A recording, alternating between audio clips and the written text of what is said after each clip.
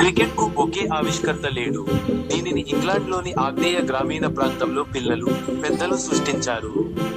బహుశా 1300కి ముందు సాక్సన్ లేదా నార్మన్ కాలంలో ఇది జరిగి ఉండవచ్చు. అయినప్పటికీ మొట్టమొదటి ఖచ్చితమైన రికార్డు సుమారు 1550 నాటిది. వీల్డ్ అని పిలువబడే అటవీ ప్రాంతంలో ఇది పిల్లల ఆటగా ఉద్భవించింది. క్రికెట్ మూలాల గురించిన కీలక వాస్తవాలు. 1. తొలి ప్రస్తావన జాన్ డెరిక్ అనే ఒక కరోనా 1598 నాటి ఒక కోర్టు కేసులో తాను మరియు తన స్నేహితులు సుమారు 1550లో సర్రేలోని గిల్ఫోర్డ్లో క్రికెట్ అనే ఆట ఆడినట్లు సాక్ష్యం ఇచ్చాడు.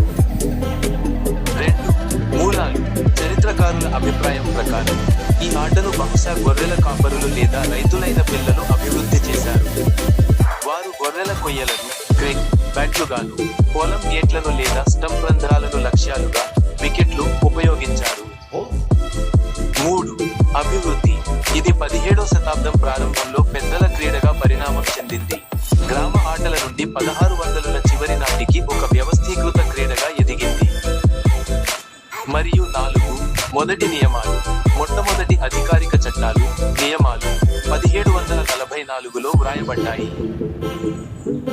మొదట్లో దీనిని పిల్లల ఆటగా భావించినప్పటికీ, ఇంగ్లాండ్లో ఇది ఆడబడి అనేక శతాబ్దాలుగా ఒక ప్రధాన వృత్తిపరమైన క్రీడగా మారింది.